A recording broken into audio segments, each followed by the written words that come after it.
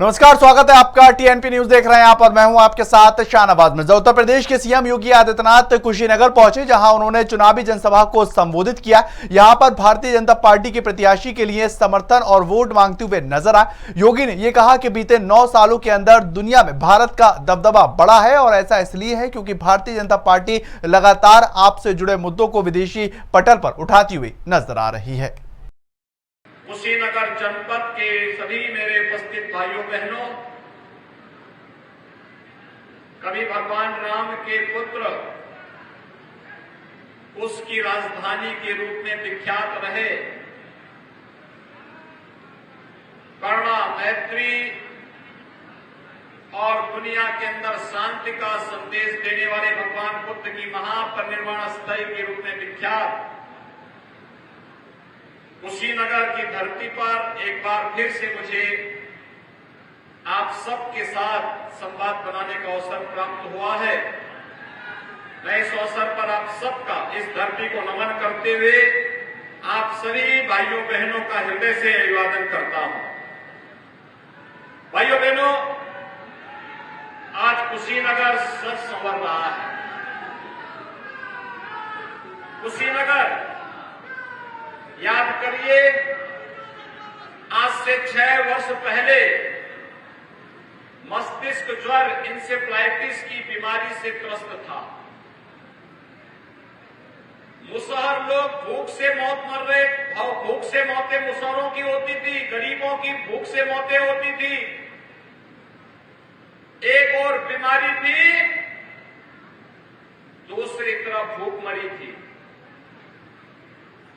पर्व और त्योहार भय और आतंक के माहौल में जैसे तैसे निपटते थे।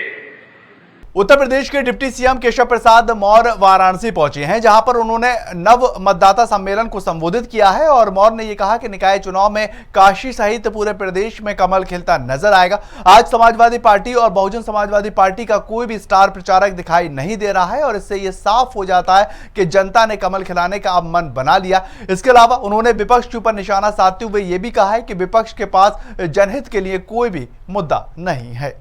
खबर गाजीपुर से है। गाजीपुर में जहां पर डॉन मुख्तार अंसारी को 10 साल की सजा हो चुकी है और एमपी एमएलए कोर्ट ने यह सजा सुनाई। इसके अलावा कोर्ट ने 5 लाख रुपए का जुर्माना भी लगाया है और वहीं मुख्तार के भाई अफजाल अंसारी को भी 4 साल की कोर्ट ने सजा सुनाई। गाजीपुर की एमपी एमएलए कोर्ट ने बीएसपी सांसद अफजाल अंसारी को गैंगस्टर एक्ट में दोषी पाया है और अफजाल अंसारी को 4 साल की सजा सुना दी गई है और 1 लाख रुपए का जुर्माना भी लगाया गया। इसके साथ ही कस्टडी में उनको ले लिया गया। और मुख्तार अंसारी और अफजाल अंसारी के विरुद्ध जो गैंगस्टर का मुकदमा था, उसमें आज फैसला आना था।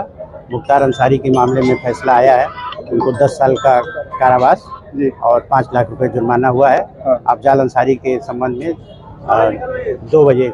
खबर गोंडा से आ रही है। गोंडा में भारतीय जनता पार्टी के विधायक और पूर्व राज्य मंत्री पलटू राम ने पहलवानों पर अब सवाल खड़े कर दिए हैं और पलटू राम ने यह कहा कि यह कांग्रेस पार्टी की एक बड़ी साजिश है, लेकिन हमें न्यायपालिका के ऊपर पूरा भरोसा है। ब्रजभूषण शरण सिंह निर्दोष हैं और उन्होंने यह भी कहा कि खिलाड़ी न्यायालय की अवमानना कर रहे हैं क्योंकि जब सुप्रीम कोर्ट के आदेश के बाद एफआईआर दर्ज कर ली गई है तो धरने को खत्म कर देना चाहिए। ये पूरी चाल कांग्रेस की है और कांग्रेस ही, ये पहले से भी माननीय नेताजी के पीछे कांग्रेस पड़ी थी और आज भी कांग्रेस पड़ी हुई है, लेकिन हमें कानून पर भरोसा है, भगवान पर भरोसा है और अपनी आम जनता पर भरोसा है। देखिए, एक समय ये भी आएगा कि वो सर्वोच्च न्यायालय पर भी भरोसा नहीं करेंगे क्योंकि वो किसी के कहने पर वहाँ बैठे हैं और सर्वोच्च न्यायालय ने जब आदेश दे दिया तो उनके आदेश के बाद उनको धरने पर बैठना ये असंवैधानिक है। खबर पीलीभीत से आ रही है। पीलीभीत में जिला कारागार के अंदर एक कैदी की मौत से हड़कंप मचा हुआ है और जानकारी के मुताबिक कैदी पिछले 6 माह से जेल के अंदर बंद था, जहां अचानक उसकी तबीयत बिगड़ गई और इसके बाद उसे जिला कारागार के अस्पताल में भर्ती करवाया गया,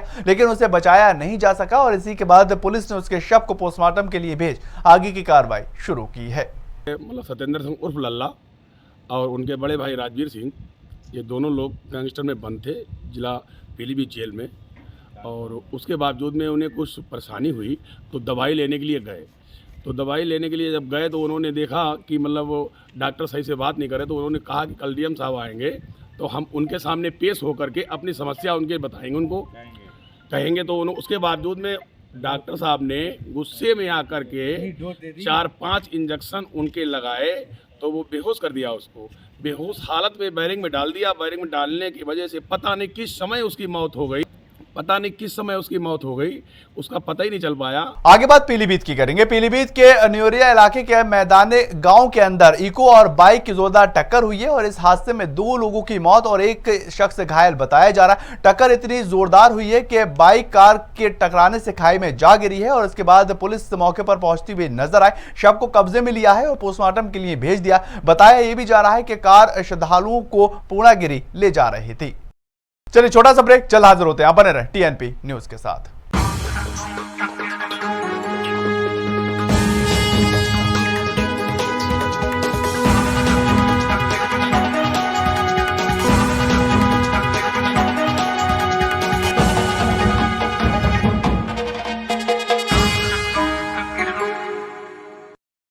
ब्रेक के बाद आपका स्वागत है। आगे बढ़ेंगे, बात मेरठ की करेंगे। मेरठ में पीएम नरेंद्र मोदी के मन की बात को लेकर सांसद राजेंद्र अग्रवाल ने प्रेस वार्ता की है और राजेंद्र ने बताया है कि पीएम के मन की बात को यह 100वां संस्करण होने वाला, जिसे जनपद में 150 से ज्यादा जगहों पर सुना जाएगा और मन की बात का कार्यक्रम बड़ी स्क्रीन पर दिखाया जाना। आपको बताएं कि पीएम नरेंद्र मोदी के 100वें संस्करण पूरे होने को लेकर लोग काफी ज्यादा खुशी महसूस कर रहे हैं और इस 100वें संस्करण में 100 रुपए के सिक्के की भी शुरुआत की जाएगी। 30 अप्रैल को मन की बात का 100वां एपिसोड, 100वां संस्करण ये प्रसारित होने वाला है। 3 अक्टूबर 2014 को इसका पहला जो एपिसोड था वो प्रसारित किया गया था और तब से निरंतर विभिन्न सामाजिक विषयों को लेकर के देश के जन जन तक एक प्रेरणादायक विषयों की चर्चा करते हुए लोगों की जन सहभागिता राष्ट्र निर्माण के अंदर सुनिश्चित करना, उनको प्रेरित करना एक माननीय प्रधानमंत्री जी ने किया है। और मैं ऐसा समझता हूं कि दुनिया भर के अंदर कोई ऐसा उदाहरण नहीं है जिसमें जो देश के प्रमुख हैं राजनीतिक दृष्टि से हमारे प्रधानमंत्री हैं, इस प्रकार का कोई संवाद जनता के साथ कोई करता हो। उत्तर प्रदेश निकाय चुनाव नजदीक है और इसी को लेकर राजनीतिक दल एक दूसरे के ऊपर हमलावर होते हुए नजर आ रहा है। इसी कड़ी में मेरठ से बसपा की मेयर प्रत्याशी हसमत मलिक ने समाजवादी पार्टी पर काफी गंभीर आरोप लगा दिए। हसमत ने कहा कि समाजवादी पार्टी ने अतीक की हत्या कराई है और उन्होंने आगे कहा कि जेल में बंद अतीक के बेटे ने जो चिट्ठी वायरल हो रही है उससे ये बात साफ जाहिर हो जाती है कि समाजवादी पार्टी अतीक की हत्या करवाना चाहती थी। वहीं निकाय चुनाव पर बोलते हुए हसमत ने कहा कि नगर निकाय में जीत से शुरू होकर 2024 में बसपा भारी बहुमत से जीतती नजर आएगी।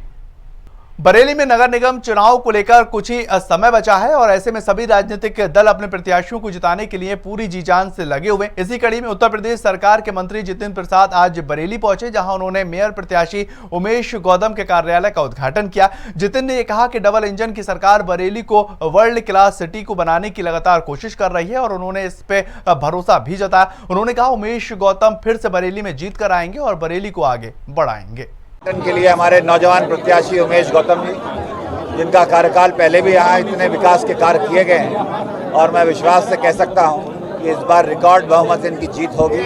और जो ट्रिपल इंजन है हमारा, केंद्र सरकार का, प्रदेश सरकार का और ये नगर की सरकार का, इसको और तेजी से आगे बढ़ाते हुए मोदी जी और योगी जी का जो संकल्प है नए भारत के निर्माण का और नया उत्तर प्रदेश जो बन रहा है, उसमें बरेली एक बहुत बड़ी भूमिका निभाएगा। यहाँ एयरपोर्ट से लेकर रेल और हाईवे तक की इंफ्रास्ट्रक्चर पे जोर दिया जा रहा है और आगे भी इस शहर को वर्ल्ड क्लास बनाने के लिए कोई कसर नहीं छोड़ी जाएगी और जनता का आशीर्वाद मिलेगा और उमेश गौतम जी दोबारा यहाँ पे भारतीय जनता पार्टी का परचम लहराएंगे। आगे बात फर्रुखाबाद की करेंगे। फर्रुखाबाद में खेत में स्थित टीचर का शव मिलने से हड़कंप मचता हुआ नजर आया है और मृतक के परिजनों ने हत्या की आशंका जताते हुए इसका आरोप गांव के ही 2 भाइयों के ऊपर लगा दिया। जानकारी के अनुसार हिस्ट्री टीचर पर नवाबगंज थाने में 2 दर्जन से अधिक मुकदमे दर्ज है और ज्यादा जानकारी के मुताबिक आरोपी तिलक के समारोह में शामिल होने के लिए गया हुआ था, जिसके बाद उसकी मौत की खबर आई और वहीं मौके पर पहुंची पुलिस ने आगे की कार्रवाई शुरू कर दी है। जो है हिस्ट्री सीटर है 170 ये इनका हिस्ट्री सीट का नंबर है, HS नंबर, और ये इसी गांव के रहने वाले हैं, थाना क्षेत्र नवाबगंज का, और इनके ऊपर 26 मुकदमे पंजीकृत हैं पूर्व में और ये विभिन्न थानों से, नवाबगंज से भी है और राजेपुर से भी है और अन्य थानों से है। मुख्यतः चोरी के मुकदमे हैं आज इनका शव सुबह इसी खेत में मिला है जहाँ हम खड़े हैं। फर्रुखाबाद के अंदर ट्रैक्टर ट्राली ने 3 साल के मासूम बच्चे को रौंद दिया है और इससे मासूम की मौके पर ही मौत हो चुकी है, जिसके बाद पुलिस ने मौके पर पहुंचकर शव को पोस्टमार्टम के लिए भेज दिया और वहीं आरोपी ड्राइवर को पुलिस ने हिरासत में लेने के बाद थाने भेज दिया। मृतक के परिजनों के मुताबिक पिछले 4 महीने से खनन का काम लगातार जारी है और इसी के चलते ये ट्रालियां यहां से गुजरती हैं, लेकिन पुलिस इनके ऊपर कोई भी कार्रवाई करती नजर नहीं आती है। घटना का सड़क पे खेल रहे थे बच्चे, जो यहीं पर चक्का लौट रहा था तबाहू का। अच्छा। हाँ, दुकान पे सौदा लेने जा रहा था। ये ट्रैक्टर वाले पुड़िया खा के जा रहे थे। इतने आगे देखा ही नहीं, डायरेक्ट टक्कर मार दी और चला गया। अच्छा। आगे 2 संगी हमारे खड़े थे, हमने उनसे कहा ट्रैक्टर रोक लो, हमने ट्रैक्टर रोका। हाँ, मिट्टी का ट्रैक्टर था। अच्छा, मिट्टी लोड करके ले जा रहा बराबर। ये खनन होता है, वो ट्रैक्टर था और उसके आगे वाले ट्रैक्टर से दब गया बच्चा। तीनों टायर गिरे। हाँ, ड्राइवर की लापरवाही से ये हुआ हादसा। अच्छा। तीनों टायर गिरे, तीनों टायर निकल गए बच्चे के ऊपर से। हाँ, बच्चे के ऊपर। अच्छा, तो मतलब ड्राइवर ने जान ही नहीं पाया? नहीं जाने। वो कितने बजे घटना ये सुबह की है, 7 बजे। वाराणसी में दक्षामेध थाना क्षेत्र के अंदर पुलिस ने 5 आरोपियों को गिरफ्तार कर लिया है और पुलिस ने यह गिरफ्तारी सीसीटीवी फुटेज के आधार पर की है। ये सभी आरोपी गैंग बनाकर वाहन चोरी की घटना को अंजाम दिया करते थे और पुलिस ने सभी अभियुक्तों के पास से चोरी की स्कूटी और ई रिक्शा को बरामद कर लिया। आपको बताएं कि बीते दिनों स्कूटी और ई रिक्शा चोरी होने की शिकायत पर पुलिस ने कार्रवाई करते हुए इन आरोपियों को गिरफ्तार कर लिया है। का गठन किया गया था। अभी कुछ दिन पहले ही थाना दशाश्वमेध क्षेत्र के अंतर्गत एक टोटो चोरी हुआ था। टीम के द्वारा सीसीटीवी फुटेज का अवलोकन किया गया और साथ ही साथ कमांड कंट्रोल से भी इनके द्वारा मुख्य सूचनाएं प्राप्त हुई। उसके आधार पर आज प्रातः पांडे हवेली थाना दशाश्वमेध क्षेत्र से 5 अभियुक्तों को जो है गिरफ्तार किया गया। उनके कब्जे से चोरी किया गया टोटो व एक स्कूटी बरामद हुई। ये 5 अभियुक्त बजरडीहा थाना धौलीपुर के रहने वाले हैं।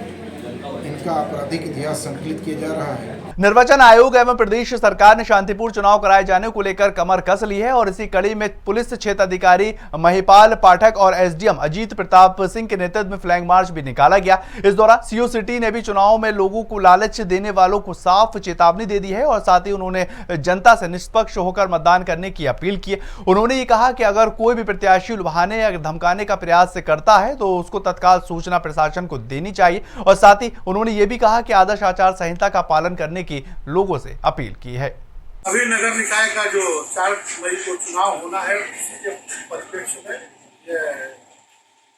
पैरामिलिट्री फोर्स, हमारे थाने की फोर्स, एसडीएम साहब, तहसीलदार साहब के साथ में पूरे लालगंज कस्बे में जहाँ जहाँ निकाय चुनाव होना है वहाँ पर हम लोग द्वारा शांतिपूर्वक अच्छे तरह से अच्छे माहौल में चुनाव हो, इसके लिए फ्लैग मार्च किया गया है। खबर हमीरपुर से आ रही है, जहां पर डायल 112 की पुलिस कर्मी ने मानवता की एक मिसाल को पेश कर दिया है। दरअसल जरिया थाना क्षेत्र के बुंदेलखंड एक्सप्रेस वे पर ट्रक खराब हो गया था और इसकी सूचना ट्रक चालक ने पुलिस को दी, जिसके बाद पुलिस कर्मी ने खराब पड़े ट्रक को मैकेनिक की मदद से सही कराया और इतना ही नहीं, चालक की जरूरत की दवाइयां और खाने पीने के सामान भी वहां पर पहुंचवाए। चलिए फिलहाल इस बुलेटिन में इतना ही। ज्यादा खबरों के लिए आप लगातार बने रहें TNP न्यूज के साथ।